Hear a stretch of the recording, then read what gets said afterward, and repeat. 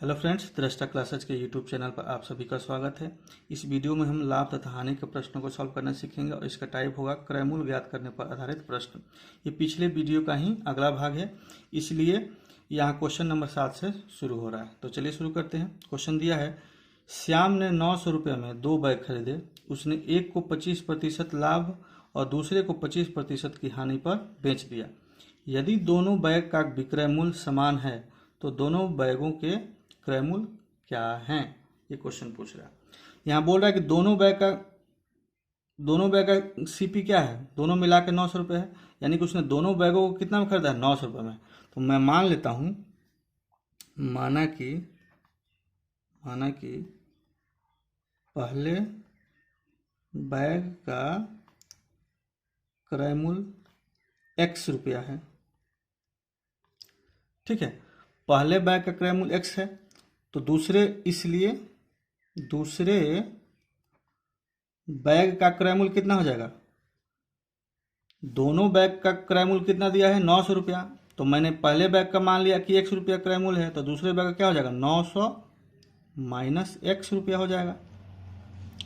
ठीक है, इसके बाद बोल रहा है कि उसने एक को 25% के लाभ पर और दूसरे को 25% की हानि पर बेच दिया।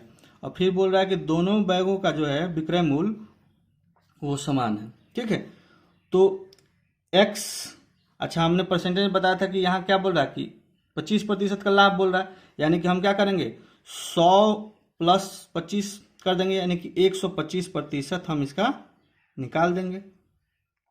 ठीक है, 25% का लाभ बोल रहा है, इसका मतलब क्या है, 100 प्लस 25% यानी कि 125% बराबर हो जाएगा किसके, क्योंकि यहाँ क्या बोल रहा है कि दोनों बैगों का विक्रय मूल्य समान है।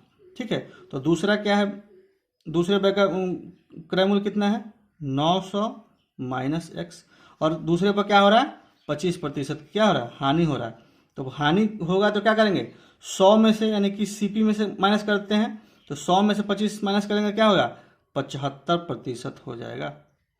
ठीक है, दोनों को हमने इक्वल इसलिए किया क्योंकि यहाँ बोल रहा है कि दोनों बैग का विक्रय मूल्य समान है। तो देखिए बराबर के दोनों साइड में, यहाँ नीचे है 100, तो इसको काट देंगे, ऊपर वाले काटेंगे, 25 तिहाई 75 और 25 बचे 125। तो ये क्या हो जाएगा, 5x बराबर, इसको हम क्या कर देंगे, गुना कर देंगे, तो 2700 माइनस 3x। अच्छा, इसको इधर ले आएंगे तो क्या हो जाएगा, 8x बराबर क्या हो जाएगा, 2700 हो जाएगा। इसलिए x बराबर क्या हो जाएगा, x बराबर हो जाएगा 2700 बट्टा 8। तो ये कट के कितना आ जाएगा, ये कट के आ जाएगा 337.5 रुपया। यानी कि पहले बैग का जो क्रय मूल्य मैंने माना था क्या, x रुपया, वो क्या आ गया यहाँ पर 337 रुपया आ गया। यानी कि यहाँ लिख सकते हैं आप, पहले बैग का एक क्रय मूल्य हो गया। ठीक है, तो दूसरे बैग का क्रय मूल्य क्या होगा, दूसरे बैग का क्रय मूल्य क्या हो जाएगा, दूसरे बैग का क्रय मूल्य हो जाएगा, यहाँ पहले दिया क्या है, 900 रुपया दिया है दोनों बैग का, तो हम क्या करेंगे, 900 में से, मैंने यहाँ लिख दिया, 900 में से हम क्या कर देंगे, 337 रुपया 50 पैसे का सब्ट्रैक्शन कर देंगे। यानी कि 900 में से 337 रुपया 337.5 रुपया माइनस कर देंगे, तो क्या आ जाएगा, दूसरे बैग का क्रय मूल्य आ जाएगा। तो ये क्या हो जाएगा, 562 रुपया 50 पैसा। यानी कि दूसरे बैग का जो क्रय मूल्य है वो 562.5 रुपया है, और पहले बैग का क्या है, 337.5 रुपये, यानी कि पहला का ये है और दूसरे का ये है। ठीक है, इसी क्वेश्चन को हम दूसरे तरीके से कैसे बनाते, अगर दोनों को हम मान लेते, इसी क्वेश्चन को सेकंड मेथड से बनाना होता तो कैसे बनाते, देखिए मैं मान लेता हूं कि पहला बैग जो है वो क्या है, उसका सीपी क्या है, x रुपया है, और दूसरे बैग का सीपी क्या है, y रुपया। ठीक है, मैं मान लेता हूं कि पहले बैग का सीपी जो है यानी क्रय मूल्य x और दूसरे का क्या है, y है। क्वेश्चन में क्या बोला कि एक पर 25% का लाभ हो रहा है, दूसरे 25% का हानि हो रहा है, और फिर बोल रहा है कि दोनों का विक्रय मूल्य क्या है, समान है। तो क्या करेंगे हम, पहले वाले का 25% जो लाभ हो रहा है उसको कैसे लिखेंगे, x गुने 125%, ये बराबर है किसका, दूसरे वाले का यानी कि y का। इसका क्या हो रहा है, 25% की हानि हो रहा है। तो हमें परसेंटेज में क्या बताया था कि जब जितना हानि बोलता है होने के लिए 100 में से हम उसको माइनस कर देते हैं। तो 100 में से 25% माइनस करके क्या होगा, 75% हो जाएगा। तो मैंने डायरेक्ट लिख दिया। ये नीचे वाला कट जाएगा 100 से 100, और ऊपर वाला क्या क्या होगा, 25 3 75 और 25 25 125। तो ये क्या हो जाएगा 5x, ये हो जाएगा 3y। इसको हम रेशियो में लिख लेंगे तो x बटा y लिख लेंगे। तो इसको क्या हो जाएगा, ये क्या हो जाएगा, ये हो जाएगा 3/5, यानी कि इन दोनों का रेशियो जो है वो क्या आ गया, 3/5 आ गया। मेरे पास जगह कम है इसलिए मैं इधर लिख लेता हूँ। देखिए मैंने माना था पहला बैग का x रुपया, यहाँ x रुपया लिख सकते हैं आप, और दूसरा बैग का y रुपया। और यहाँ क्वेश्चन में क्या दिया हुआ है, क्वेश्चन में दिया हुआ है कि दोनों बैग का क्रय मूल्य जो है 900 रुपया है। यानी कि दोनों का जो है यानी 3 यूनिट और 5 यूनिट जोड़ के कितना हो जाएगा, यहाँ से फिर देखिएगा आप, यहाँ से देखिएगा 3 यूनिट और 5 यूनिट जोड़ेंगे तो क्या हो जाएगा, 8 यूनिट हो जाएगा ना। ये किसके बराबर है, 900 रुपये के बराबर है। फिर से समझिए, एक्स और वाई मैंने किसको माना है, पहला और दूसरे बैग के क्रय मूल्य को। और ये कितना आया, रेशियो में 3 और 5 आया, यानी कि 3 यूनिट और 5 यूनिट को जोड़ने पर क्या हो रहा है, क्रय मूल्य 900 रुपया के बराबर हो रहा है। ठीक है, तो 1 यूनिट हम निकाल लेंगे, 1 यूनिट निकालेंगे तो क्या हो जाएगा 900 बटा 8। ठीक है, तो पहले वाले को निकालने के लिए क्या करना पड़ेगा, पहला वाला जो है देखिए ऊपर वाला ऊपर होता है, पहला वाला क्या है x 3 यूनिट है और दूसरा वाला क्या है 5 यूनिट है। समझ में आ रहा है, x बटा वाई जो लिखा है 3/5, पहले ऊपर वाला है यानी कि x 3 है और y क्या है 5 है। तो दोनों को मैंने जोड़ दिया x प्लस वाई को, तो इधर 3 प्लस 5 को जोड़ेंगे तो 8 यूनिट हो जाएगा ना। तो 8 यूनिट को मैंने 9 से ले लिया, यहाँ से क्या निकाल दिया, 1 यूनिट की वैल्यू निकाल दिया। अब हमको क्या निकालना है, x निकालना है।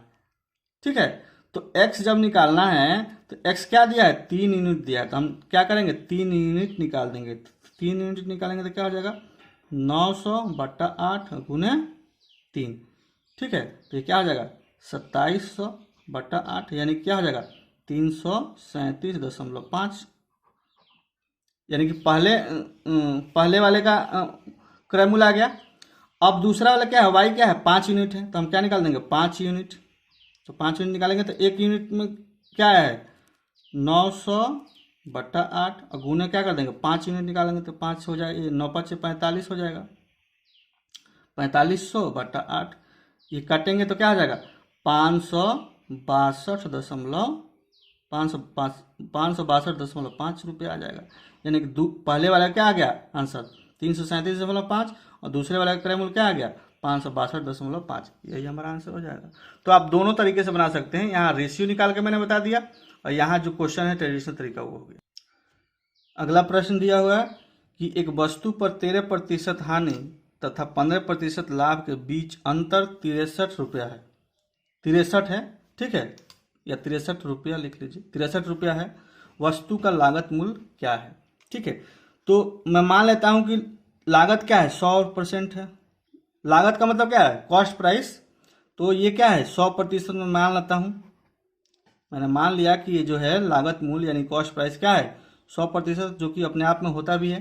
ठीक है, यहाँ बोल रहा है कि 13% की हानि, तो परसेंटेज में मैंने बताया था कि जैसे 13% की हानि बोल रहा था क्या करेंगे, उस सीपी में से ही तो माइनस होगा ना। तो सीपी क्या है 100%, उसमें से 13% जब माइनस हो जाएगा तो क्या बचेगा, ये हो जाएगा 87%। ठीक है, और अगर 15% का लाभ होता है तो कॉस्ट प्राइस पर ही होता है यानी कि सीपी पर होता है, तो ये क्या हो जाएगा 115% हो जाएगा। ठीक है, बोल रहा है कि बीच का अंतर यानी कि इन दोनों के बीच का अंतर, तो जब इन दोनों के बीच का अंतर निकालेंगे तो क्या हो जाएगा 28% हो जाएगा। बात समझ में आ रहा, ये मैंने क्या लिया सीपी यानी कॉस्ट प्राइस ले लिया, इस पर जब हानि हो रहा है 17% का तो क्या बचे, क्या होगा 87% हो जाएगा, और 15% का लाभ हो जाएगा तो क्या हो जाएगा 115% हो जाएगा। अब बोल रहा है कि बीच का अंतर यानी कि 115% और 87% के बीच का अंतर क्या हो जाएगा, अंतर 28% हो गया। ठीक है, और यहाँ रुपया में कितना दिया है, ये जो दिया है 63 दिया है। 28% के बराबर क्या है 63। तो क्या कर देंगे हम 1% निकाल लेंगे। तो 1% निकालेंगे तो क्या आ जाएगा 63/28। तो हमको क्या निकालना है, यहाँ लागत मूल्य यानी कि 100% निकालना है। तो क्या हो जाएगा 63/28 गुने 100। तो इसको हम काट देंगे 7 से, 7 चौक 28, और ये हो जाएगा 7 9। ठीक है, ये हो जाएगा 4 से कटेगा तो हो जाएगा 25। तो जब गुना हो जाएगा 25 में 9 से तो क्या आ जाएगा 225, यानी कि 900 सॉरी यानी कि 225 रुपया जो है ये लागत हो गया। 225 रुपया हमारा क्या आ गया लागत हो। अच्छा, इसको फिगर को मैंने समझाने के लिए लिखा है। आप डायरेक्ट कैसे कर सकते हैं, जैसे ही आप बोले कि यहाँ हानि और लाभ दोनों दिया रहे तो हम क्या करते हैं इन दोनों को डायरेक्ट जोड़ देते हैं। ठीक है, जैसे देखिए सेकंड मेथड में देखिए यहाँ क्या बोल रहा है कि 13% की हानि और 15% का लाभ, के बीच का अंतर 63 है। तो हम क्या करते हैं डायरेक्ट इसको 13% प्लस 15% को जोड़ देते और 63 के बराबर लिख देते डायरेक्ट। ये मैंने आपको समझाने के लिए इस तरीके से बताया, लेकिन शॉर्ट तरीका यह है कि दोनों को डायरेक्ट जोड़ दीजिए और जो अंतर है उसको बराबर कर दीजिए। तो क्या हो जाएगा ये 28% बराबर 63। ठीक है, तो 1% 63/28। तो 100%, 100% क्यों निकाल रहा हूं, क्योंकि सीपी जो है कॉस्ट प्राइस जो है वो 100% होता है अपने आप में। तो क्या हो जाएगा 63/28 गुने में 100। तो इसको काटेंगे तो क्या हो जाएगा 7 चौक 28, ये हो जाएगा 9, ये 4 से कटेगा 25 बार में, और तो 9 और 25 गुना करेंगे क्या हो जाएगा आंसर 225। तो आप ये तरीका ज़्यादा अच्छा है, ये डायरेक्ट है, और इसको थोड़ा समझना पड़ेगा। ये समझाने के लिए मैंने फिगर बताया है। अगला प्रश्न दिया हुआ है कि एक मोबाइल जब 6% लाभ पर बेचा जाता है तो 6% हानि पर बेचने की तुलना में 870 रुपये अधिक मिलते हैं। मोबाइल फोन का क्रय मूल्य क्या है। यहाँ देखिए क्या बोल रहा है, फिर से समझिए। बोल रहा है कि मोबाइल को 6% लाभ पर बेचा जाता है, ठीक है, और 6% हानि पर बेचने की तुलना में क्या हो रहा है 870 रुपये अधिक मिलते हैं। तो क्रय मूल्य पूछ रहा है, तो सीपी क्या होता है अपने आप में 100% होता है।